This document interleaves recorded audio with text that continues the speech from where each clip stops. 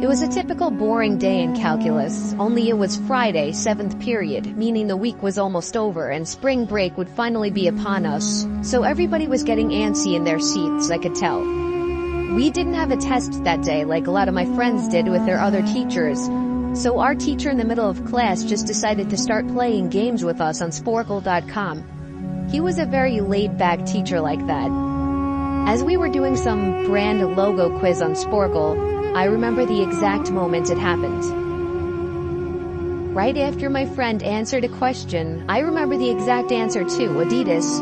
The dean's voice came through the loudspeaker. He sounded panicked and frantic as he told all the teachers this was not a drill and to go into lockdown. I actually got the chills and I got goosebumps on my arms as our usually laid-back teacher too seemed panicked as he ran to turn off the lights and ushered us to the back corner of the room.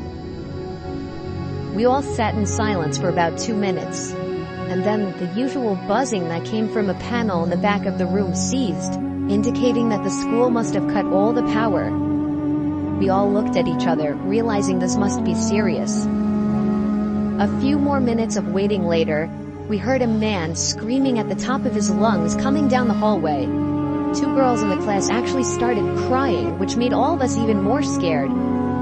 As the screaming got closer to the classroom, the lunatic-sounding man started banging on the lockers while screaming, "I'll kill all of you." It was at that moment that I started to fear for my life. My teacher shushed us, as we all looked at each other to see our peers' reactions. The banging then moved from the lockers to our classroom door. And that's when one of the crying girls screamed no. The banging on the door only grew worse as the man started screaming, "Open up." 2 of the girls in the class were crying out loud now. It felt like an eternity that man was pounding at the door.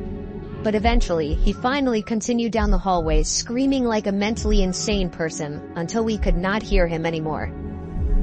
I'd say 10 minutes later, though it felt like half an hour given the situation, the dean came back on the loudspeaker explaining the situation, which was surprising for him to do. He explained that some apparently mentally unstable person entered the building and assaulted the woman sitting at the front desk, causing her to flee the building screaming, and staff wasn't sure if the man was armed or not. Now this was before the school had cameras or could afford proper security, so the school was wide open to something like this happening. The staff had done a sweep of all the hallways and classrooms and couldn't find him, so the dean instructed the teachers to resume teaching but to keep all the doors locked, and to not let any students leave for any reasons. The most disturbing part, however, is that one of the janitors working the night shift found the man sleeping in one of the storage closets near the back end of the school, and according to rumors that were spread by my peers, sticking out of his pocket was a .44 Magnum.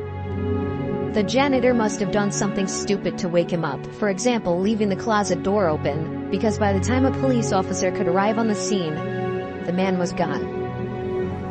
My entire class, as far as I know to this day, has no idea if this man was ever found, but I like to think that right now, he's being given the proper help that he needs.